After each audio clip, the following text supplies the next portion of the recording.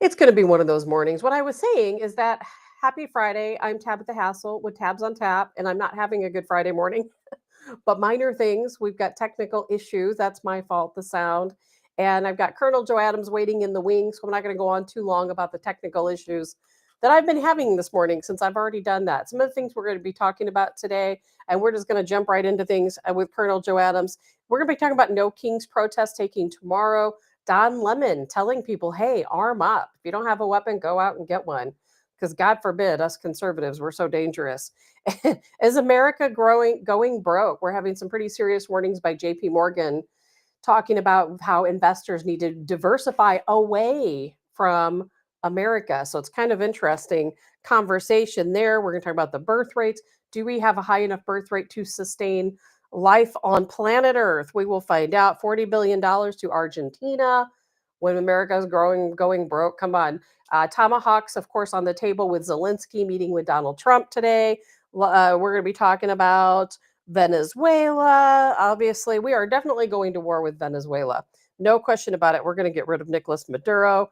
And we're going to talk about the fake alien invasion. That's a big topic of discussion today. Is there going to be a fake fake alien invasion? Some people think so. A lot of other things to cover today as well. Good morning, Linda. Colonel Joe Adams has been waiting long enough for me to get my act together this morning. So as soon as I see him sitting in the hot seat, we're going to in. Very patient with me this morning. Here comes Colonel Joe to join us. Good morning, Colonel Joe Adams. Thank you with the Washington Guard. Thank you so much for your patience this morning. As you can see, have been having some technical issues. Hopefully those are a thing of the past. How are you doing this morning? Good morning. Another day in paradise. Always. Hey, so the age of discovery, you know about that, right? Yes, we're going to be talking about that today. That's right. That's right up your alley. And did you see the trailer for the movie? You know what? How about we play it? Do you have a moment while I play it? Oh no, this is going to get really good. Go ahead. Let's play it.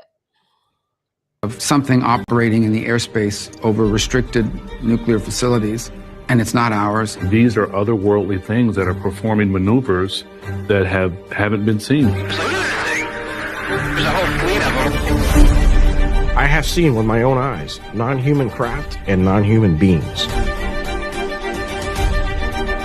This is so secret. There have been very few people in our entire government that have been allowed or provided access to it. Even presidents have been operating on a need-to-know basis, but that begins to ramp out of control. It's not acceptable to have secret parts of government that no one ever sees. People have been hurt protecting and hiding this information. Some people claim it would cost them their lives if they spoke out about these things. You had information being locked away that could change the trajectory for species.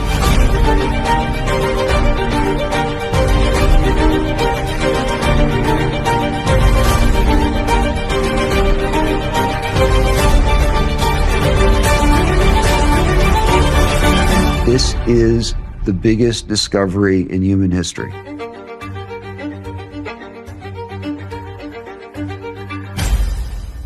There you have it, Colonel Joe Adams. Age of Disclosure coming live. I think that's Amazon on November 21st. What do you think about that? Is that a movie or a documentary? What do you think? It's a documentary. It's a documentary. They're going to be talking specifically to Marco Rubio, who's going to explain to Americans that, hey, we have these crafts moving above our nuclear facilities, and we have no idea what they are. They are not ours, and we want to know what are they. You know, they're not technology from the United States. They're not technology from China or Russia or any of these other big players. So where are they coming from? Yeah, well, obviously we got visitors, right? So just what we need. But it should be interesting. I can't wait to see it. So it'll be interesting for a lot of different reasons. But here's the thing, Colonel Adams, and I know you know this, and I assume you know this, but you know, there's been a lot of disclosure already with all of these UAP hearings that have been taking place in Congress. And I feel, and I know people disagree with me, I feel that the government has already told us that there are these other beings and other technology that is not of our world. And I'm not saying that it didn't originate here on planet Earth. Some people believe that extraterrestrials, if that's what you want to call them, superdimensional beings, interdimensional beings, I've heard a lot of different discussions on what they are, but that maybe they originated here. They have bases under our water, or bases, on our moon. Some people think about, or bases right here within the clouds. There's a lot of weird talk out there, but I'll tell you, David Grush, Colonel Adams, have you seen the David Grush interviews? No. Well, if you want to see something fascinating, first, before you watch Age of Disclosure on November 21st, go back, go to YouTube, wherever online is your source, and look up David Grush, Grush. Look up David Grush. David Grush is one of the biggest whistleblowers we've ever seen in this country, who has come forward and talked at very great length about exactly what is taking place. Tucker Carlson has talked a lot about it. And, I feel like the government has already told us that, yes, this is all true. Our brains can't wrap around it. Yeah. Well, it should be interesting. Yeah, I'll look at those interviews. I mean, it's the only look up at the sky at night and tell us we're the only possible human beings or human life form in this universe. Yeah, right. Anyway, yeah. Right. I was doing some research in these random acts of violence. They're not even making the news. It is a serious issue.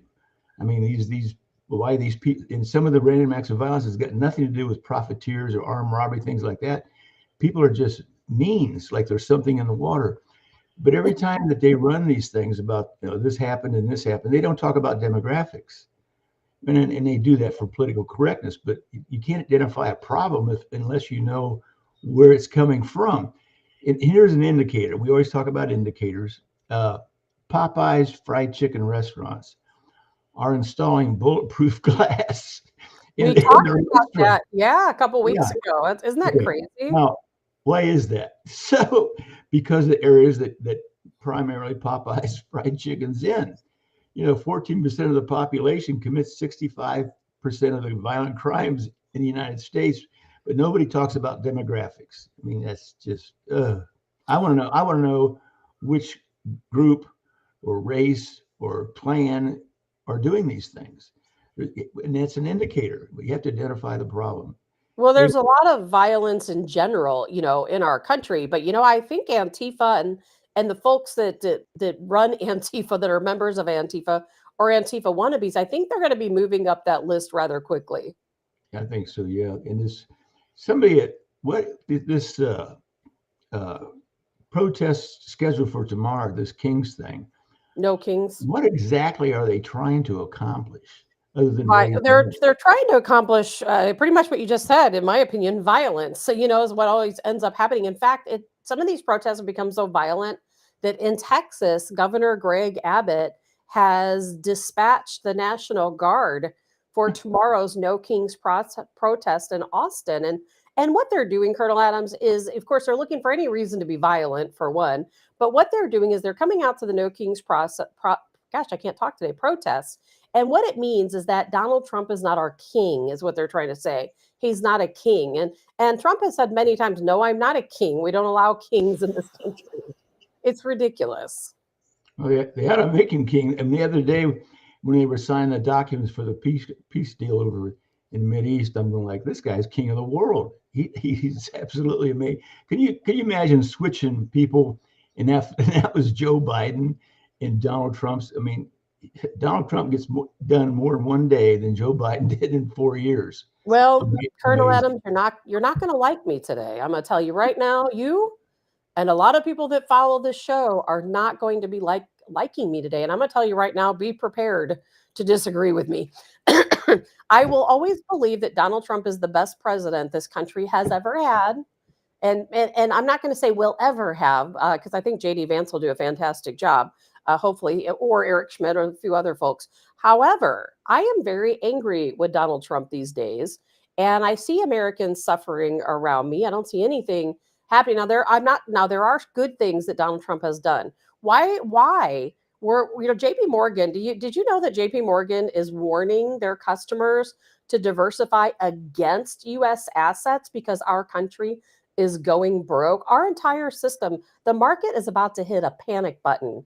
It's going to happen any day now. And when it does, we're going to spiral out of control. Colonel Adams, let me read this to you really quick. Are we going broke as a country? Are we going broke? JP Morgan warns us. America is going broke. We're at a debt ceiling of $37.8 trillion. We have interest payments of $1.2 trillion. Our debt to GDP ratio is 99.9%. When you have a company, now I am no big fan of JP Morgan by any means, but when you have a company like JP Morgan telling their investors to move away, diversify away from United States assets because these tariffs are not working, they're dragging us further into debt, I see a crisis looming. Oh, I started doing that years ago. Of course, we're going to go broke. I mean, the dollar is, it's funny because when people lose faith in the dollar, it's over. It's so down 45% in 2025. Yeah. Wow. We're already broke. You know, if you and I were in the same financial situation with the banks that Donald Trump, United States is, everybody wouldn't be doing business with it. But to be that in debt, we can't recover from it. It's an unfathomable number. And so it's inevitable. There's that word again, inevitable. Yeah, it's going to get ugly. And when that happens, people that's been stuffing dollar bills in their mattress, saving them up, all of a sudden they're not good anymore. What are they going to do? That you couldn't be more correct. No. Yeah, and everything that the Guard stands for, the Washington Guards, being on your own. Hey, when it hits the fan with this financial situation, and it's inevitable, it's going to happen. So, what are you going to do? You better get ready now. You better get ready now, because it's going to get bad. And talk about random acts of violence. These people will be killing you for a loaf of bread. So I woke up this morning, Colonel Adams, thinking about, I feel like every time we talk, people could call us the doom and gloom squad, because every time we talk, we're talking about preparations. But, the writing is on the wall. You can't avoid seeing where we're heading. War with Venezuela, that is absolutely on the table. I don't expect that to affect Americans directly, but it could spiral into something else. We have BRICS rising in power. There's a lot of big world leaders who are now saying that BRICS is dominating the GDP. Forget the United States, that we have fallen. And now that BRICS has taken our lead. They are now the world dominator. And you and I, we've seen this coming for the past 6 years that we've been talking about it. We knew this was coming, but here we are, where the US dollar has gone down by 45% today. JP Morgan warning financial crisis is here. What do we do? Well, I've already done it. So actually, when I got my eyes open, when I entered the intelligence industry via naval intelligence in the Marine Corps, the world that I saw after completion of several operations, the United States is not what it appears to be. And it was eye-opening experience as a young man. So I literally have been prepared for this mentally, physically, financially since the 70s, because it's inevitable. Certain things are inevitable. This country is going to implode. And what killed the Soviet Union? It wasn't bullets. It was finances. People think they pulled out of Afghanistan because the Afghanis, the Taliban won. No, they pulled out because they couldn't afford it anymore. The Nicaraguan rebels were being financed. The communist government was being financed by Cuba via Russia. And so when Russia said, well, we can't afford it anymore, we won because they couldn't finance it. The Soviet Union, when it broke up, it's like Ukraine and the rest of them, it's because they couldn't afford it anymore. They were broke. So yeah, fall of the United States, restructuring in our states, civil wars will break out. What does that look like? And the opportunists who are here, who want to kill us, that's when they're going to strike. And that certainly concerns me. You know, Colonel Adams, something that really struck with me yesterday. I was reading a comment. I don't even know who this person was. It had nothing to do with me.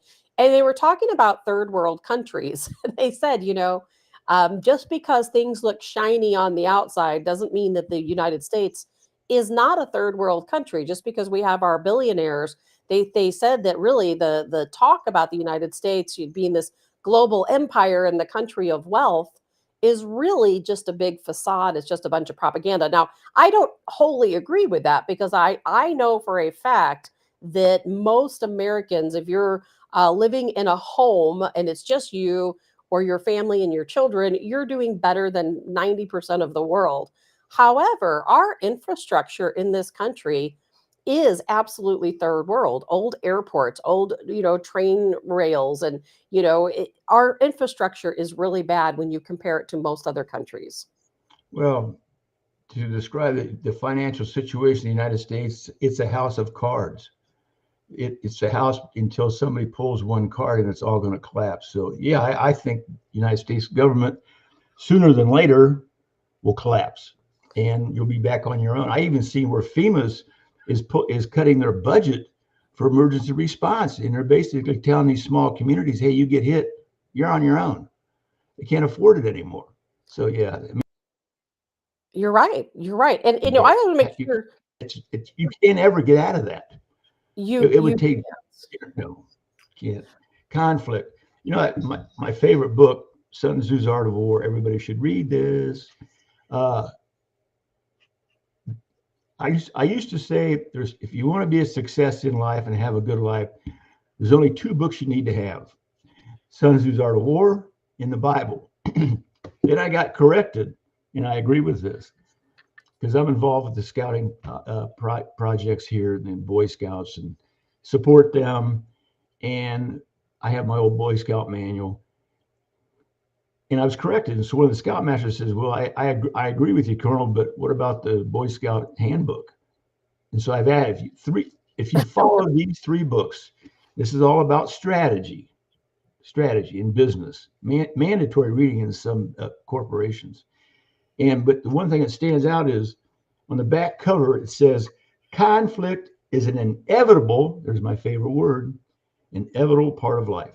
Conflict. Why? Because of human nature, greed, power, those kind of things. So right. Anyway. And we're there. And Colonel Adams, I want to make sure people understand that I don't come up with these topics just so you and I can talk about these, the solutions, and it's not even specifically to the Washington Guard. These are just real topics in the real news. Even if you weren't joining me today, I would be talking about these same things because I'll tell you, I am very concerned right now. I want to know why we're bailing out Argentina with $40 billion. I want to know why we're sending billions of dollars to Israel. Why are we engaging in sending all of this money, billions of dollars to other countries? Now we're going to get involved in creating peace with Iran, who, quite honestly, the Iranian regime doesn't deserve our friendship, quite honestly. Now we're, Tomahawk missiles on the table with Ukraine. I'm very upset right now with what's happening in the Trump administration, and I can no longer hide it. I cannot hide it. I don't like the way things are going. I want to see $40 billion going to Americans. What about all those Doge cuts? I thought everybody was going to get a little check from that, but we can't because our government is bankrupt. Yeah, they're writing checks they can't cash. But if you and I did that, they'd come take our home. No, it's a giant bubble, and it's going to pop. So, I talked to somebody the other day, and gold was up almost about $44,100 per yeah, pound. over 4,000. Yeah, and the guy was talking about cashing it in. Now's a good time. Well, cash it in for what? For working paper money? I mean, that's crazy. Hold on to that gold. If you got gold sit on it, I mean, when the economy finally crashes and people lose their faith in the dollar bill, gold is going to be, I don't know, it could be $10,000 an ounce. Who knows? It's going to go up drastically. Well, why would you cash your gold in for paper money? I don't get it. I wouldn't advise anyone right now to put your investments into paper money. Crypto, there's a lot of different things you can do. And Colonel Adams, for me personally, I think silver, now while silver is not going to be $4,000, an ounce, I do think that silver is what I would invest my money in. If somebody told me, hey, here's $50,000, you're going to buy silver, you're going to buy gold, I'm going to buy silver. That's a lot of silver. And that's the problem with silver. You got to have so much of it, and it becomes like a weapons burden. I mean, it's heavy. I have silver, but it's heavy. You have to buy it in ingots of 5 and 10 pounds. The reason I would do that, though, with silver is that silver is actually growing more rapidly than gold. And people kind of tend to devalue silver because everybody wants gold, gold, gold. But I'll tell you what's going to happen when things start getting crazy. People aren't going to want to let go of that gold.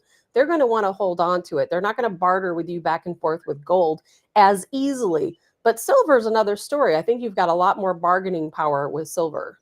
Yeah, it was smaller denominations too. I mean, 1964 was everything before. Let's see, 64 is silver coins. So you got dimes. But so it's if you got a 5 pound block of silver, not 5 pounds, 5 ounces of silver, or 10 ounce, how can you buy a loaf of bread with that if they don't have any change? So you need small denominations. Actually, coinage is more valuable than bullion. Yes. You know that? Oh, it is. I belong to a lot of auction houses that deal in gold and silver, and it absolutely amazes me. I just saw a gold coin the other day, like from the 1860s, I think it was, that went for over $40,000. Well, that's also the value because of the antiquities. But yeah, I didn't know till recently that if you have gold coins or silver coins, so if you see the gold, when I get up in the morning, I check the gold prices. But that's bullion. Correct. Okay. Correct. But gold coinage, which is more diverse, is actually worth more. So when they said it was $4,100 an ounce last week, that's bullion.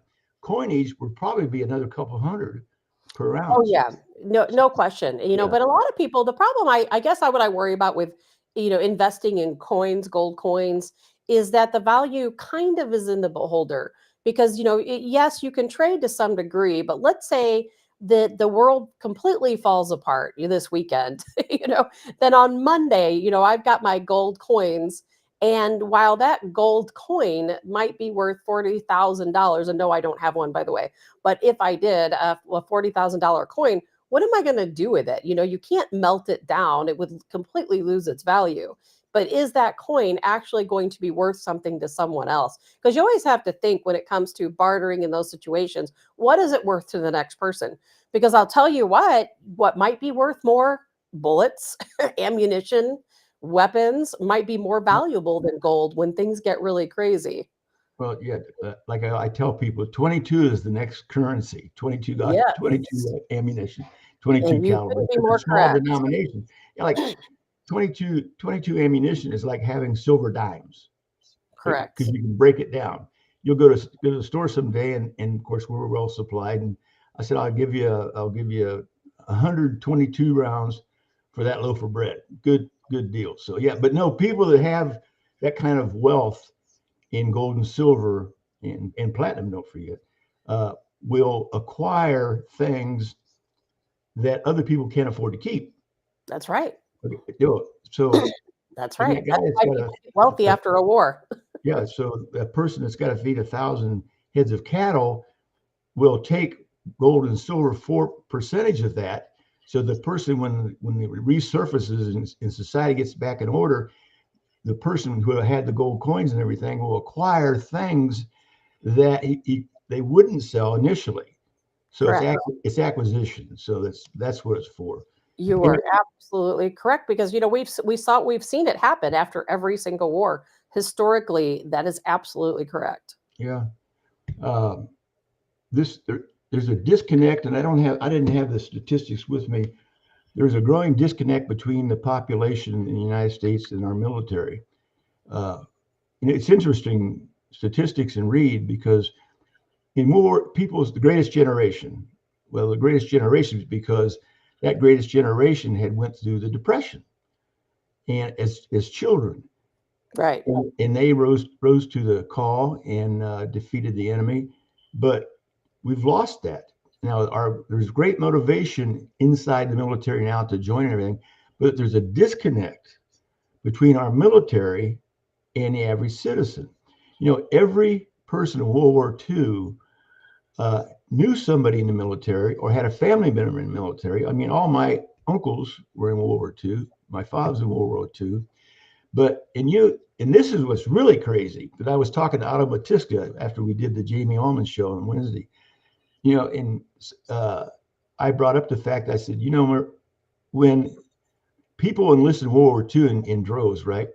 People committed suicide sometimes when the government wouldn't allow them in the military because of a medical, deferment, whatever. People were so motivated to join. There were people committing suicide because the army and the military would not take them. Correct. Can you imagine doing that now? No. During Vietnam, they would have killed to keep from going to war. Amazing. Different time in our life. United States was a different country because of the people, because of the greatest generation. People wanted to be a part of the military and do something. Everybody, I had victory gardens. Everybody in this country was in the war one way or the other. Absolutely.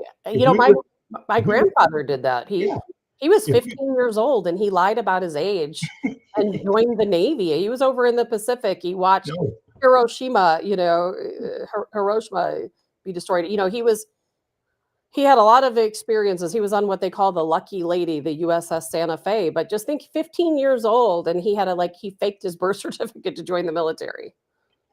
Can you imagine your average 15-year-old now? No. Going to war? No, I can't. They're too busy doing this thing in their mother's basement. So, and we can talk about that all day.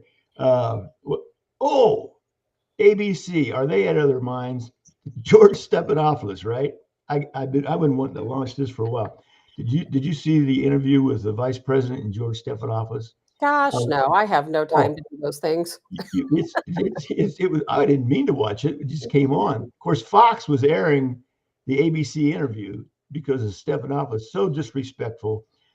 The vice president is trying to answer a question, and Stephanopoulos just cut him off. Because he's a terrible person. Well, look, do you know anything about Stephanopoulos, who he is?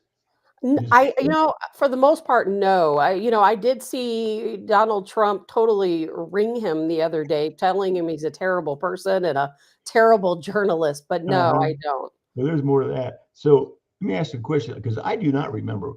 Stephanopoulos was part of the Obama administration working at the White House. What was his job during Obama? Does anybody know out there? There was a time I did know, because obviously his name has been out there for a long time, but I don't recall what he was doing. Yeah, but he worked for Obama in the White House. That was his job. Yeah, I remember that. Yeah, then he became a journalist. Yeah, but he got kicked out of the White House. Obama got rid of him. Why is that? Because he's an idiot. This is the best. He got kicked out of the White House because he was such a flaming homosexual. He was making the staff upset. Now, I can't imagine that in the White House, how you could push a staff and cause so much disruption over your sexual preferences. But that's why Stephanopoulos got kicked out of the Obama administration. Well, I did not know that. I honestly had no idea that he was a gay man. I mean, not that it matters to me either. I support people's right to choose, but no, I did not know that. But speaking of that, Colonel Adams, you're going to see this if you haven't already seen it in the news. Lieutenant Governor Rand McNally in Tennessee, I'm not sure if you heard about this. He is in very deep water, hot water today, because he was found, I don't know, I guess he did this unintentionally, but he was using his official Tennessee Lieutenant Governor's email and his official account on social media, and that he was sharing, liking, commenting on some of these LGBTQ posts. Which is fine. But what he did is he was sharing images of a naked man. and with his official government account. So he's in some hot water today. Hey, well, hey, thanks, Brenda. Stephanopoulos worked for the Clinton administration. Brenda just sent that message. Yeah. And Thank you for that, Brenda. Yeah, I know he's been around for a long time. I know very little about him. You know, he's always just been one of those people to me that has made his way into the government and shouldn't be there. Yeah, riding the coattails. I don't know. They just made my day. I mean, just in ABC. Yeah, Trump doesn't like ABC very well. Is it ABC? Anyway, we used to have a joke about that. We used to call CBS the Communist Broadcasting Service. Anyway. Yeah, so, he just refiled his $16 billion lawsuit against, I don't remember if it might have been, is it NBC, ABC? I can't remember. I just read that this morning. I wasn't planning on talking about it, but speaking of that, I saw that he has refiled another lawsuit. Oh, Brenda says that he was a communication director, whatever that is. Oh, okay. Thank you for that, Brenda. I didn't know. I didn't remember. I just remember him leaving under bad conditions, but I didn't know what. Now that I did not know. Some of those people, I just don't pay attention to them. Yeah. Anyway. Oh, sorry, Colonel Adams, you cut out there for a second. Yeah, for a second. Anyway, what else I got? So that King thing, whatever. No Kings. They're protesting in Union, Missouri tomorrow. There's, I believe, a couple hundred protests taking place across the country. Missouri's largest one will be at Keener Plaza. Yeah, we got tomorrow is our monthly training muster, so we'll be working on our skills. It was Allison the troublemaker. Allison says we ought to have our training muster at the No Kings event in Union. You should. No. We try to avoid public conflict like that. Well, I don't blame you, because I would expect the No Kings protest in Union to not be too crazy big, but you never know. Hey, okay, this is great. Naked bike ride protest up there in Portland. Really?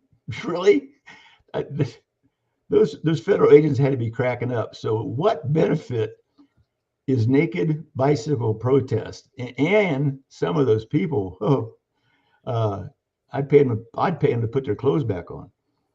Anyways, right. I mean, the left marches on. No kidding. Oh, the bodies, the hostages left to be returned. Okay. Right. Well, why? If they have the bodies, why not just turn them over? You know why? Well, from what I understand, I think they have turned at least, 20 of them over? Or I can't recall the number, but I know that they have turned some of the bodies over at this point. Well, I don't know. I'm sure they haven't returned all of them. But they're going to do autopsies on those bodies. In some of those bodies, they're going to find that they died of incredible torture. I'm sure they have. Probably very horrific things. That's why they've been withholding these. These are the last people, if in fact they still have them and not cremated them. The problem is if they return those bodies and they do autopsies, and the autopsy is made public of how these people died, could be a whiplash effect on Hamas. It's not. There's a reason they kept these last few. Hamas is going to get it either way, so it doesn't really matter, why. But the ceasefire was violated. I can't recall if that was Monday or Tuesday. I think it was Tuesday, and the ceasefire was already violated by both parties. We already have Hamas. You may or may not have seen those videos. They're executing, their own citizens because they felt that they were working with Israel. They're out right now as we talk, searching, going door to door, pulling people out of their homes and executing people. And so that's not going to stop. We have Israel bombing Lebanon, trying to kill Hezbollah. Donald Trump has already said just the past couple days that, hey, Hamas, if you continue to kill your own people, guess what? We're coming in and we're going to wipe you off the face of the earth. Yeah. Now, who is that? We're coming in. I mean, here we go. That's us. Yep. That would be us. And we're already in Israel, so it wouldn't be too difficult to do. I We have mean, 200 I'm sure, troops there. I'm sure the Marines would love to go in, but problem is there's so many rules. When I was in my last command, when I was a colonel in the Croatian Army, 1st Special Forces Group, 2nd Brigade Croatian Rangers, my contract with the government over there to train and lead people behind enemy lines. And I said, I have 2 prerequisites to my commission: the fact that when we go in, no rules, nobody looking over our shoulders, no matter what we do, no rules. And also, when I see the blue berets coming over the hill, United Nations peacekeepers, my contract is up. So the problem is sending the Marines in, they will have rules of engagement, whereas what they should do is have no rules of engagement and just go. Well, like when I was in 71 or 72, I was in Washington, D.C. on riot duty, and the Marines were never trained for riot duty. And I talked to the major, and I said, "Major, what's our rules of engagement?" And he goes, "Get in there and kick their ass." That was it. So that's all of our rules of engagement. So if they want to send the Marines would be happy to go, but I don't want to see my Marines get killed for I don't want to see that. politics. I don't want to see that happen either, Colonel Adams. And I'm just to the point. I think today's one of those days for me. You might be able to tell in my demeanor where I'm not happy with a lot of things that are going on. And one of the things I'm also not happy with is just the taking of human lives so easily. Now I understand that Hamas, the organization Hamas, absolutely are terrorists. But terrorism is very subjective. By the way, and I know you know this, the Taliban, we consider them terrorists. In my opinion, they absolutely are terrorists. To other people, they're heroes. Hamas, to us, they're terrorists. To other people, they're heroes. But my issue with Hamas Taliban can separate themselves. When you go to Afghanistan, people I know who've been to Afghanistan, they say who the Taliban is.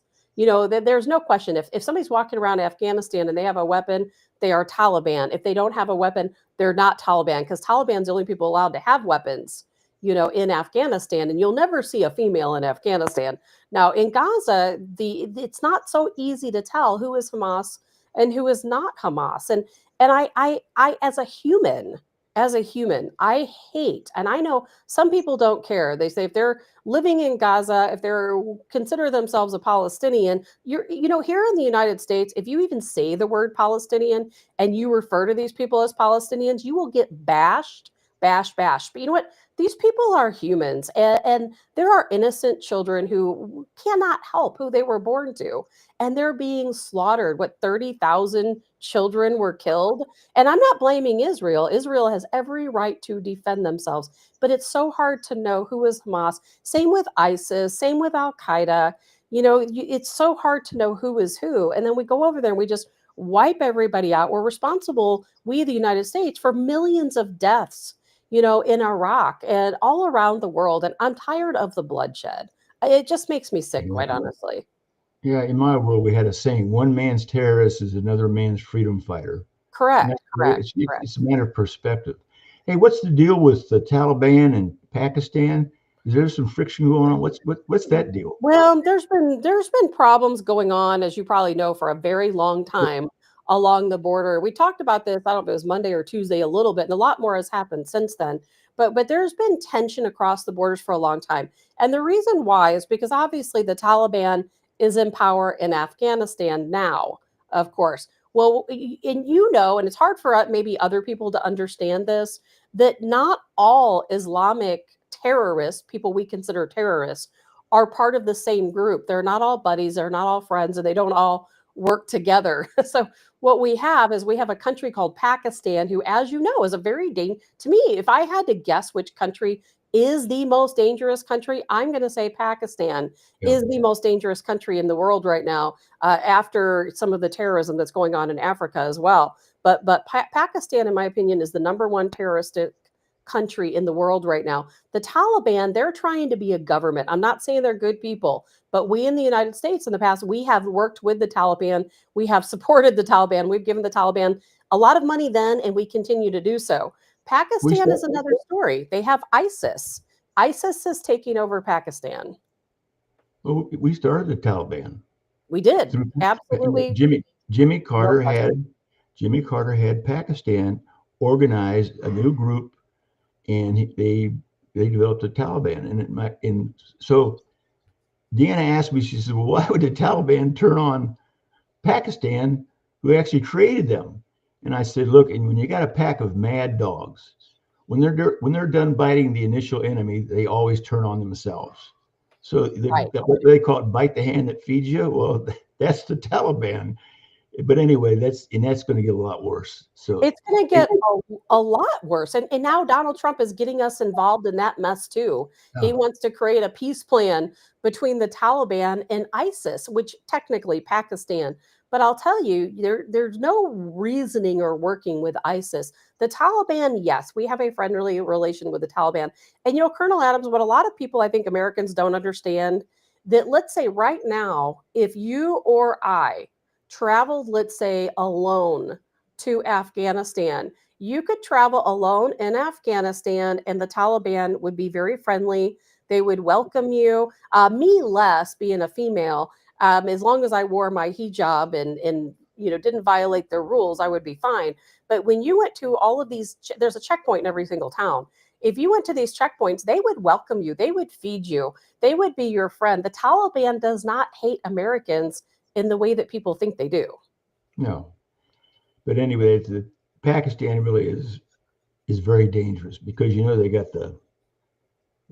the boom boom. So they have 147 nuclear warheads, nuclear weapons. They're a very dangerous country.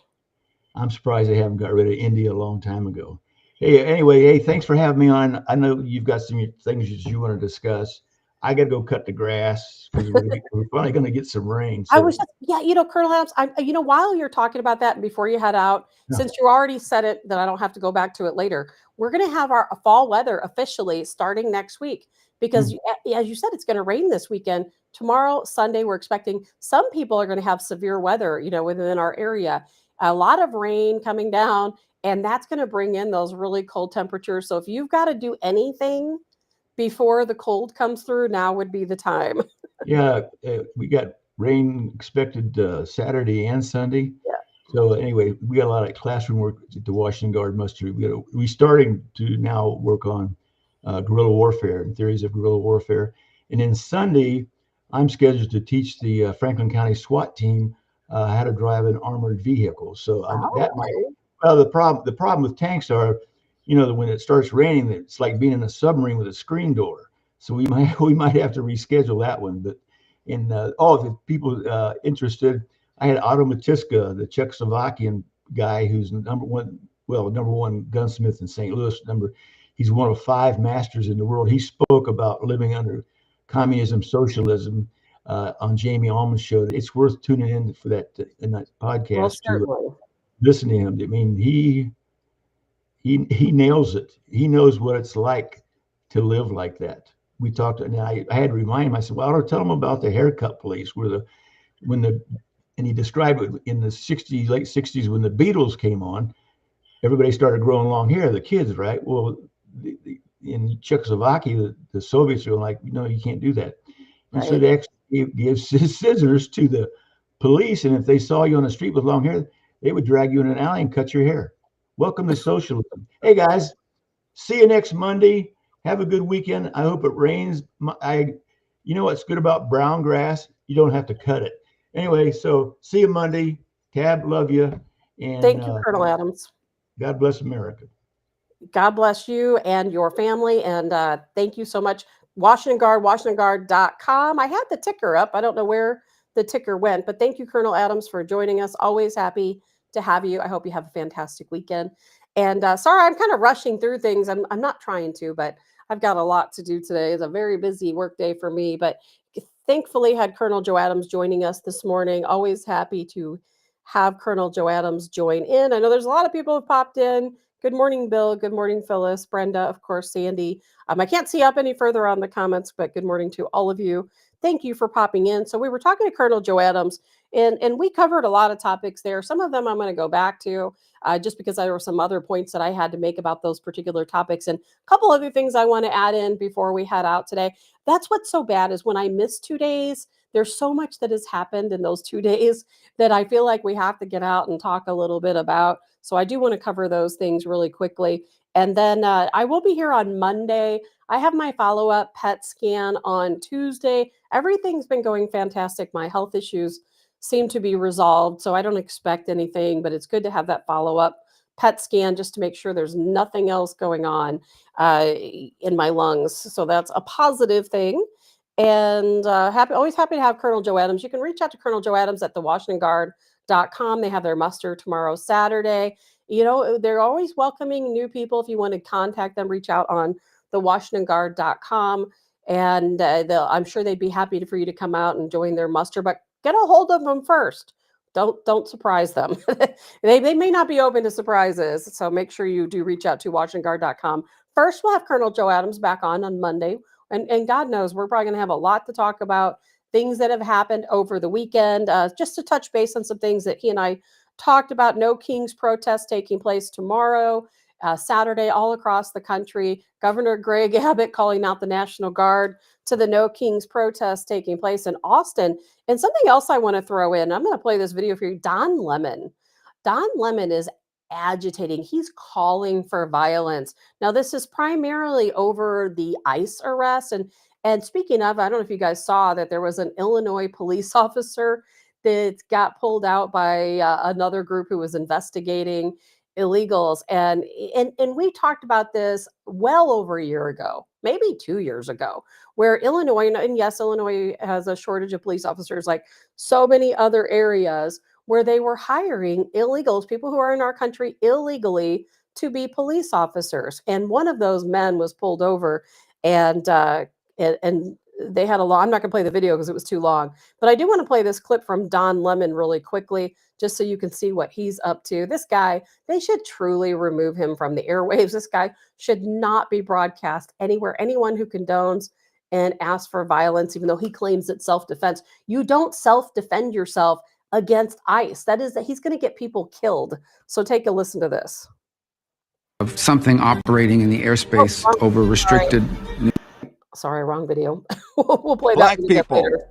brown people of all stripes, whether you're an Indian American or a Mexican American or whoever you are, go out in your place where you live and get a gun legally, get a license to carry legally. Because when you have people knocking on your door and taking you away without due process as a citizen, isn't that what the Second Amendment was written for? Go back and read what the Second Amendment says. And perhaps it will knock some sense in the heads of these people who are saying, well, it's all great. I don't believe they're doing it without due process. They're asking people for papers. They're not really beating people up. These people are doing things that are illegal. Nobody is illegal. It is a misdemeanor to cross the border. Okay, so he's going to get people killed. That's what's going to happen. He's going to get people killed. When you tell people that ICE may come to your home and they're going to potentially take you away from your home without serving their due process, you should have a weapon so ICE can kill you. I mean, that makes no sense at all. And I hate to say this. I really hate to say this. And I'm not blaming this on Democrats as a whole. I'm blaming it on people on that super far left who condone violence. So certainly not all Democrats condone violence, but I wouldn't be surprised at all if people like Don Lemon are not trying to instigate more violence so they can blame it on ICE. All of a sudden, all these people start purchasing weapons, they're armed, and then ICE comes knocking at the door or at the workplace or wherever they might find you. And the next thing you know, you have somebody who's here illegally who may not fully understand what they are or are not doing. And then the next thing you know, of course, they're going to get shot. And that's going to be all over the news. ICE killed, whoever, they're here illegally. Because guess what? They pulled a weapon because Don Lemon told them to go out and arm themselves. I don't know what is going on with Don Lemon anyway. I've never watched his show, but he has a lisp. I'm not making fun of people who have a speech impediment, but I've never heard him sound like that before. And I had to double check to make sure this wasn't AI, and it's not AI. It's a real video. I'm not sure why he sounded like that, if he's got something, going on, but for anyone who might think that's AI because he's got that lisp that he doesn't normally have, nope, that's the real Don Lemon. Real situation. And one of the things we talked about earlier about American Grow and Broke, just to touch base on, JP Morgan warning Americans that the country's growing broke. We're at a debt of $37.8 trillion, interest payments, $1.2 trillion. Our debt to GDP ratio is 99.9%. We as a country are going broke. And what worries me about that, like we talked a little bit with Colonel Adams, and this is the situation you have to pay attention to. This is not one of those things where we'll say, oh, we'll see how it works out later. Pay attention, because JP Morgan is sounding the alarm. And what they're claiming is that we're going broke very slowly. And it's so slow that the markets have not yet panicked because they don't see it, because it's not happening fast enough. Where we might all say, gee, we're paying, 3 times as much for beef as we used to. Gee, gas prices are starting to go up, and they are starting to go up. And, we're X number of $1 trillion in debt, and people just don't really panic or think about it as the whole, product all the time. But now with JP Morgan sounding this alarm, telling people, hey, we're in a lot of trouble as a country, well, that will probably cause the markets to panic. So things were moving too slow for them towards, of course, the obvious that we're going broke and bankrupt as a country. And as I stated earlier, I'm not happy with Donald Trump that we're sending $40 billion to bail out Argentina. Not our problem. Not our problem. Let's leave it alone. Yes, I get it. We want a friendly leader to lead Argentina, but we don't need to bail them out with $40 billion, because guess what? I don't even think Make America Great Again is even the slogan of this administration, because I've not heard it used at all. I can't recall the last time I heard the Trump administration talk about Make America Great Again. I realize they're working on all these different peace deals in pretty much every area of the country. All of our money, billions of dollars, going out towards all these peace deals. We had Donald Trump today meeting with Zelensky, of course, of Ukraine. They're going to talk about Tomahawk missiles today, because as you know, there's a loophole. That loophole is that NATO, European countries, they're putting money into a fund. They call it Pearl, P-U-R-L. They're putting money into this fund, and Ukraine has access to that fund.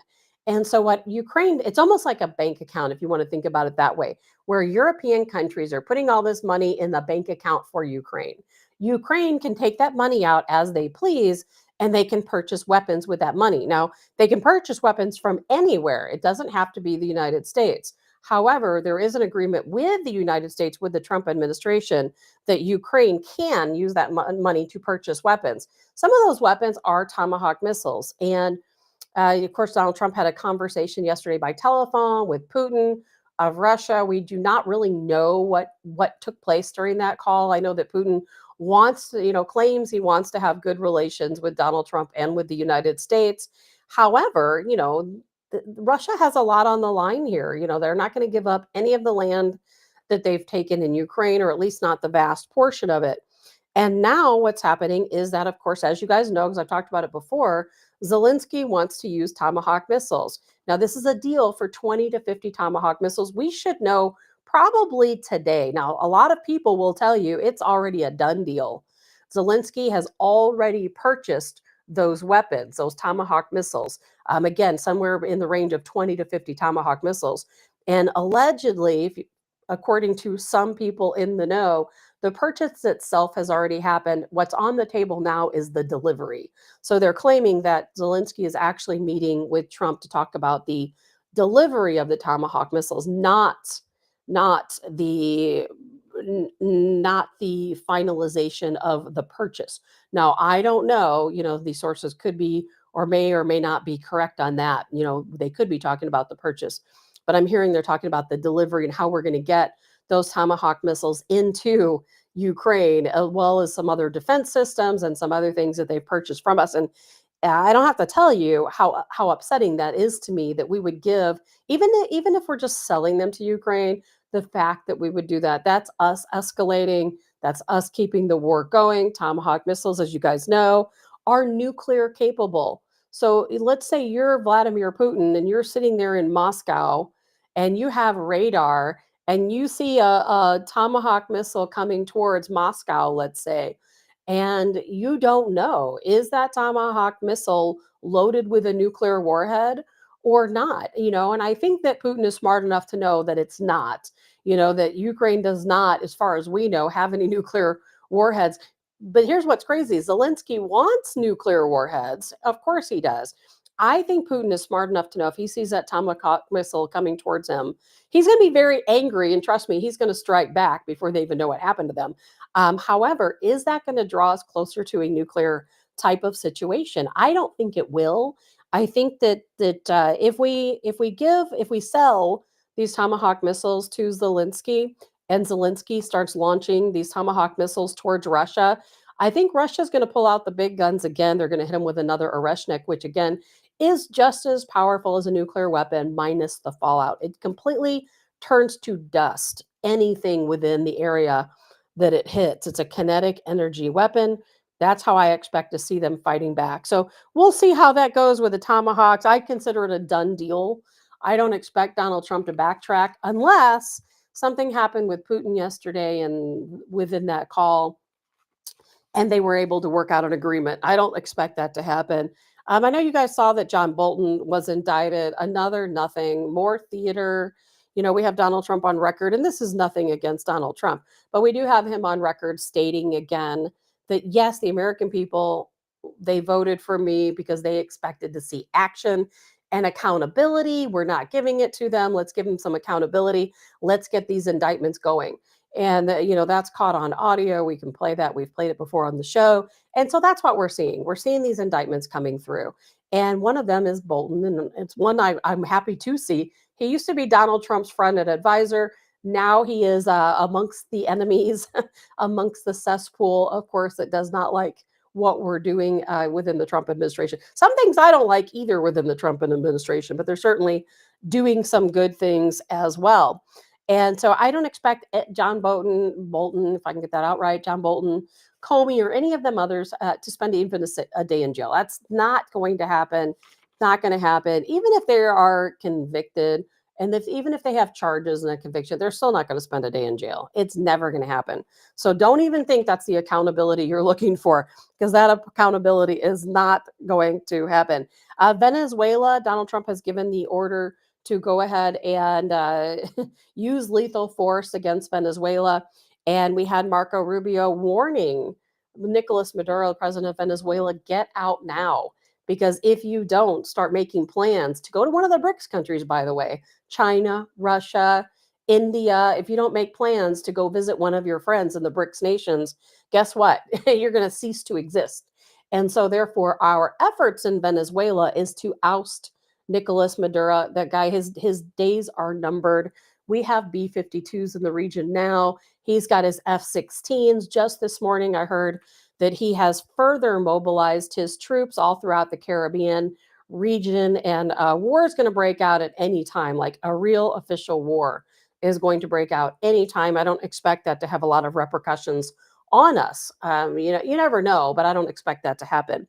Maybe some Tren de Aragua, what is left in this country might have some little lone wolf attacks, but I don't expect a lot to come back to us other than us spending a lot of money that we don't need to spend. But it is for a good reason. This is a war that would take place for a good reason, because we have got to stop the drug trafficking into this country. Nicolas Maduro is not going to stop that drug trafficking. It's not going to happen. They're continuing to see these boats coming out trying to bring drugs. They're desperate. It's a multi-billion-dollar entity, to deal drugs to the United States and other countries. They're not going to just stop because we tell them to stop. The only thing we can do is, as the little cliche saying goes, cut the head off the snake and get rid of Nicolas Maduro. And then hopefully we will put in our puppet government in Venezuela. That is absolutely going to happen. And whoever our puppet government in Venezuela is going to make sure that these drugs are not coming out of Venezuela. They're going to go around, they're going to arrest all the criminals, put them back into jail, because we know that Nicolas Maduro released them from jail. So there's going to be a lot going on in the country of Venezuela, which is going to be really good for those people. If you're a Venezuelan still living in Venezuela, your country is about to get a whole lot better, a whole lot better. And Bill said, Putin, what about Putin, Bill? Oh, I see. Bill says, Putin is going to kick the crap out of Ukraine if they start hitting further into Russia. You've got that right, Bill. Well, expect it to happen, because it is definitely going to happen. It is definitely going to happen. And I know I'm kind of trying to run through these things kind of quick because I've got to get to work, but things I really wanted to talk about. Remember how back during Donald Trump's first term and the 2020 election, a lot of people blamed Smartmatic voting systems, and Smartmatic filed lawsuits. We didn't do anything wrong. We would never do that. We're on the up and up and all this other stuff. And Democrats and Republicans alike thought Smartmatic was up to something. Well, now they're being sued in the Philippines, or being charged, actually, sued and charged with money laundering. And that is related to bribes paid to election officials. So Smartmatic's out, as all of those. We need to go back to a paper ballot, or do what they do in let's say, Syria, prior to Syria being taken over by Al Qaeda. What they did is they would go to the voting station in person. They would take a little needle and prick their thumb, and they would leave a DNA thumbprint on their ballot. And that's how they could go back and, validify all of these different ballots. Maybe that's not a bad system for us. And Mr. Parno says, it has nothing to do with drugs. It's selling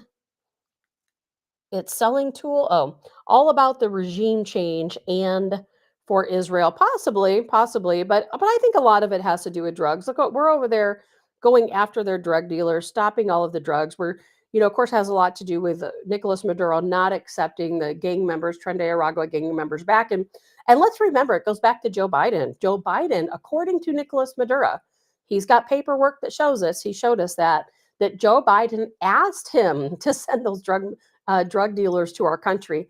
He asked Nicolas Maduro to send his criminals to our country. He wanted them here. Why? Because they're foot soldiers for the Democrat Party. That's why.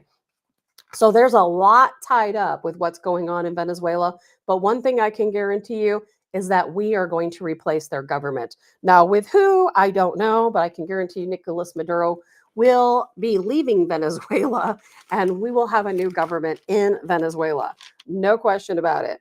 And something else I wanted to throw in is the declining birth rate. RFK, I don't know if you guys saw his video. And I know I'm talking fast and going through this quick because I don't have a whole lot of time left. I actually should have ended like 20 minutes ago, but these are things I wanted to make sure I covered today since I was out the past couple days. This is something that I know is a really big deal to a lot of people. And it's something I don't really think about on a daily basis. I have one child. Maybe I should have had 6 or 10. I don't know. But I have one. But that's part of the problem, is that a lot of people are staying single longer and deciding not to have children. I have a lot of female friends who have no children at all. They have chosen to be professionals and to dedicate their life to their significant other or to their career, but not to have children. And I think that that's kind of a growing situation. But the problem is that all the people who shouldn't be having children, because these children, people who have kids who really don't want to be parents, people who are having children for the wrong reasons, and children sometimes end up being abused, and a lot of situations going on. Those people are having 5, 6, 7 children, people who should not have the children.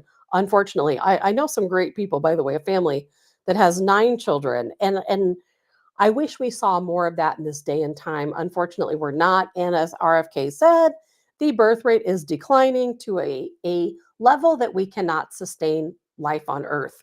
And so right now, let's see here, the national, the fertility rate was at one point 3.5%. It's now down to 1.6%. That's a huge decrease as more people, and I know people are going to say, well, that's because you have women in the workforce. If you took women out of the workforce, everybody would have more children. Who could afford it? Quite honestly, that's also why people aren't having more children, because who can afford to have kids these days? If they want Americans, the responsible Americans who are responsible for their children, if they want those birth rates to increase, then guess what? Give people a little bit of a break. Stop sending $40 billion to Argentina, waging war with everybody on the entire world and spending all this money on these different peace plans. And how about we put some money into the American family's life so that they can have more children? People cannot afford to have children right now. And Charlie says, it's not too late. Charlie, not too late for which? Oh, it's too late for me. Trust me on that one. Too late for me to have more children.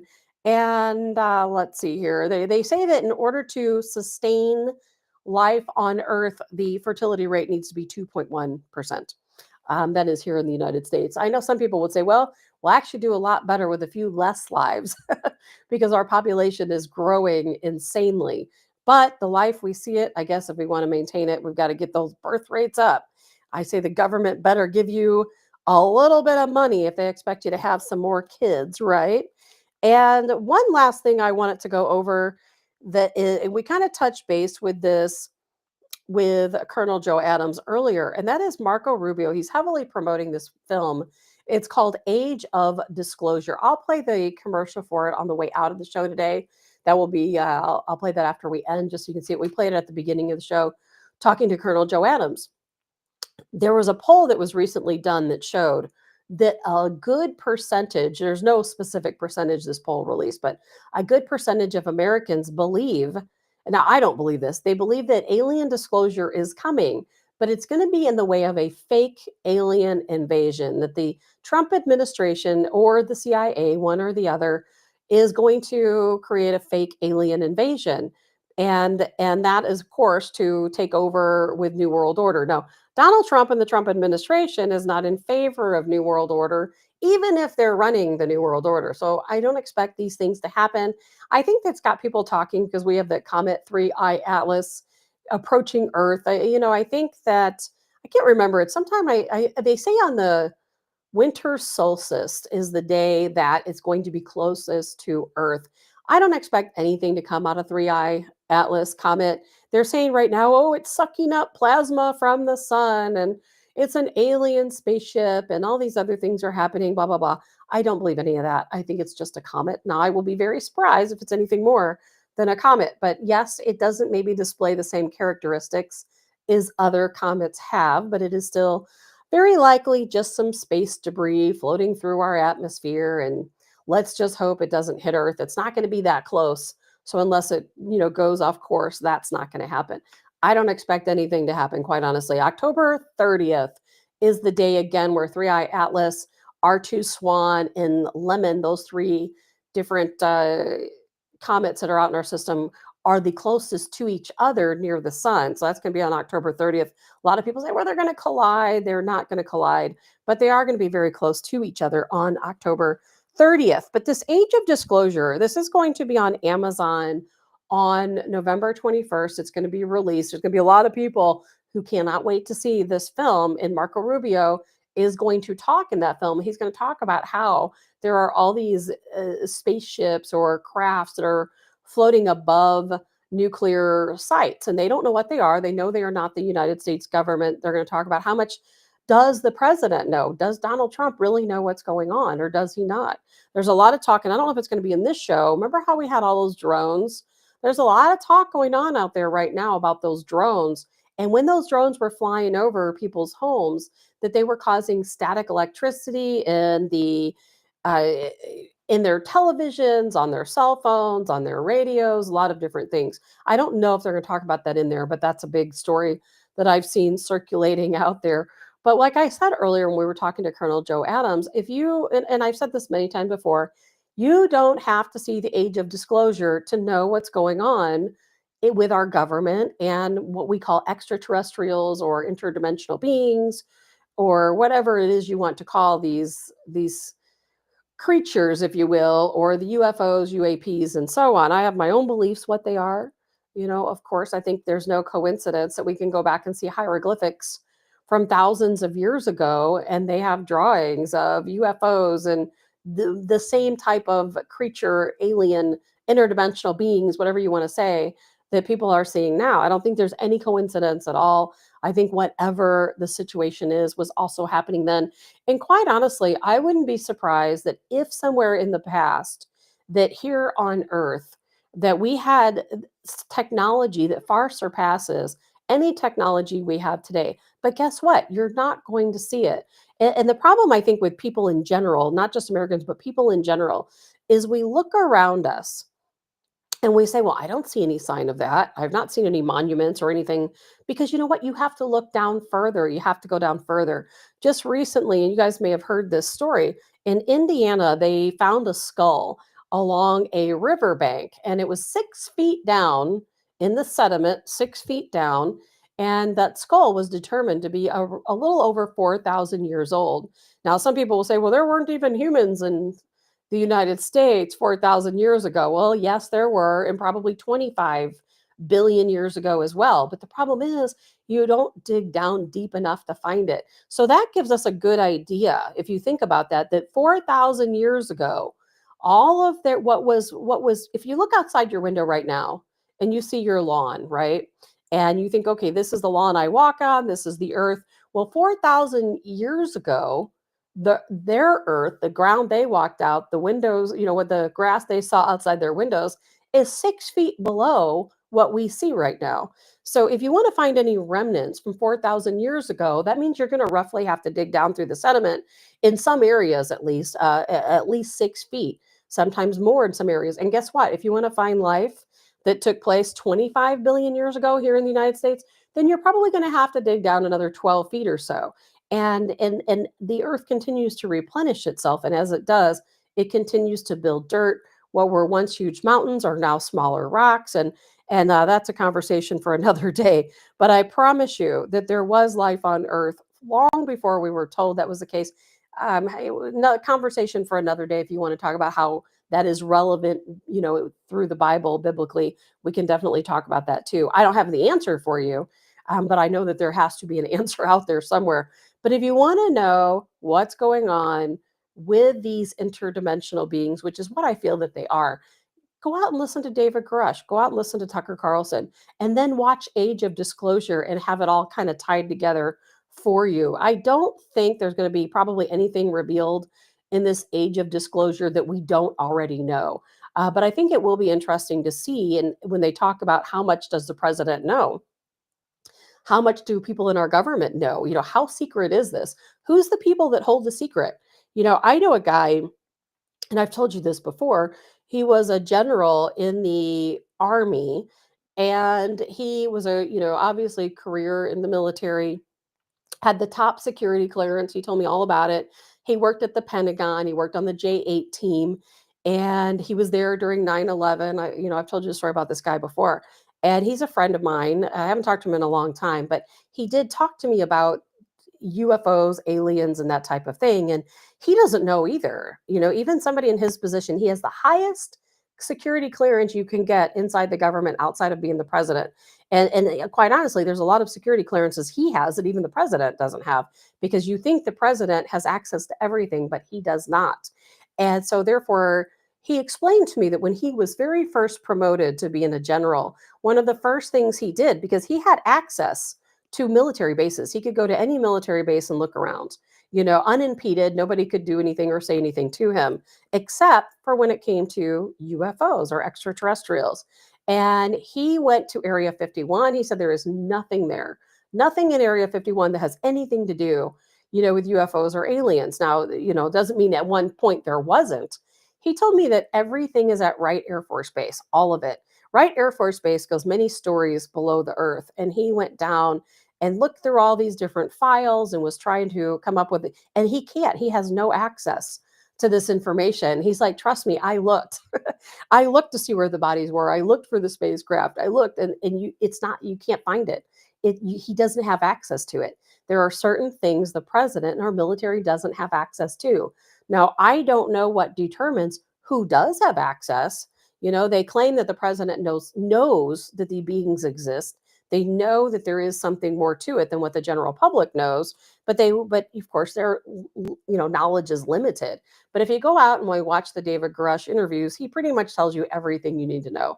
That's Grush, David Grush. You can find him on YouTube. He's got one interview. It's over an hour long, but I would definitely advise, if you're somebody who's interested in what could be going on in the world, definitely watch that interview. And then look at Tucker Carlson. Tucker Carlson has had several interviews he's given, to the point where he actually said, I'm not going to talk about it anymore. I'm not going to learn anymore. I'm not going to research about it anymore. I'm not going to ask any more questions because everything I know is more than I want to know. I don't need to know anymore. And I think that he got so scared, over what was revealed to him that he decided, hey, my life's going to be in danger if I continue to ask questions, if I continue to gain knowledge.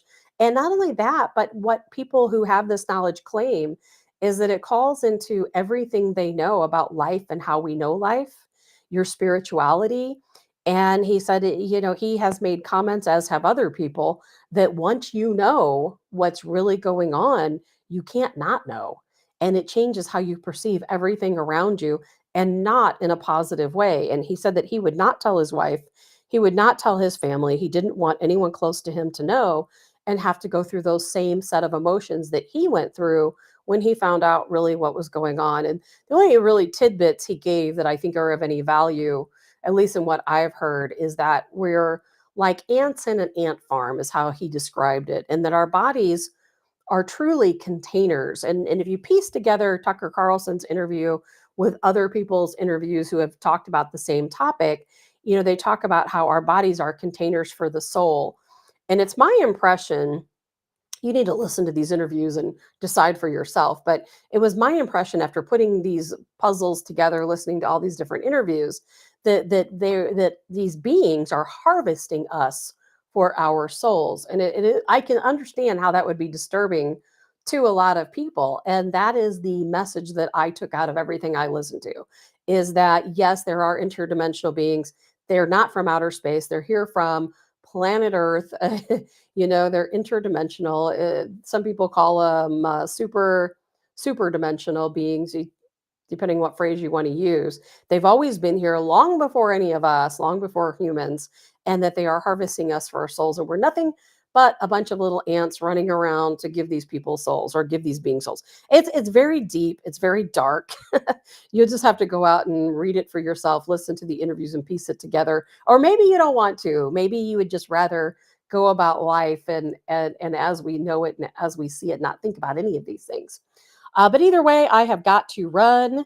I would certainly, as Col Joe Adams talked about, I would start preparing for a run on the market. I think because of JP Morgan giving that warning today to investors to diversify away from United States assets, to give the warning that we're facing a slow death, and that the only reason why we haven't hit some really hard times is because the bankruptcy, the fact that our country is broke, is coming in so slowly that people haven't put the puzzle together yet. And when they do, it's going to create market panic.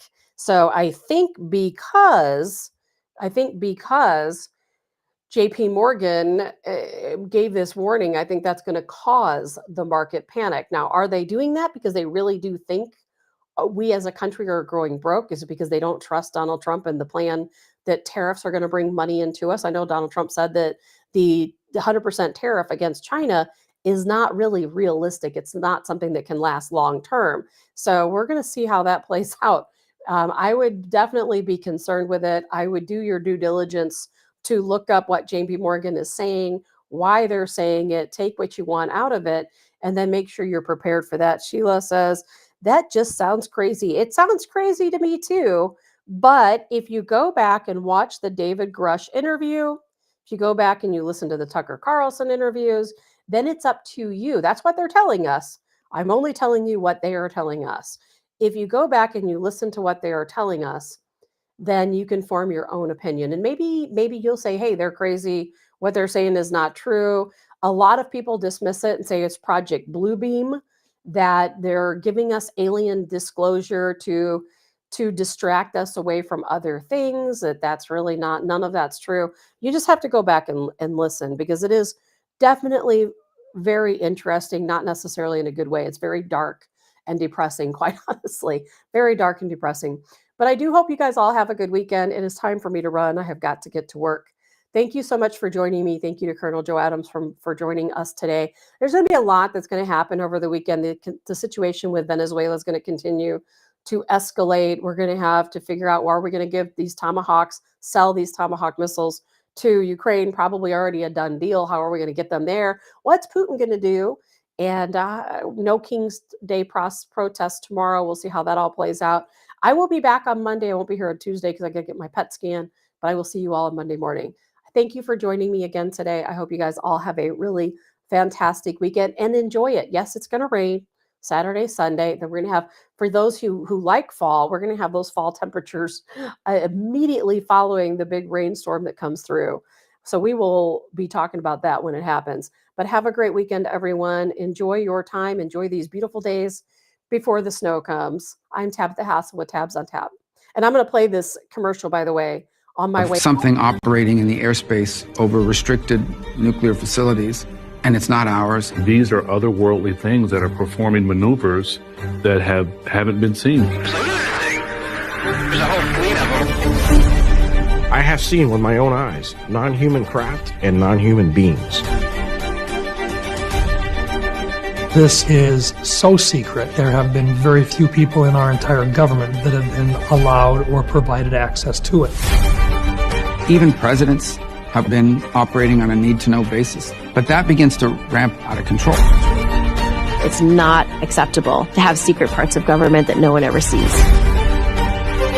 People have been hurt protecting and hiding this information. Some people claim it would cost them their lives if they spoke out about these things. You had information being locked away that could change the trajectory for species.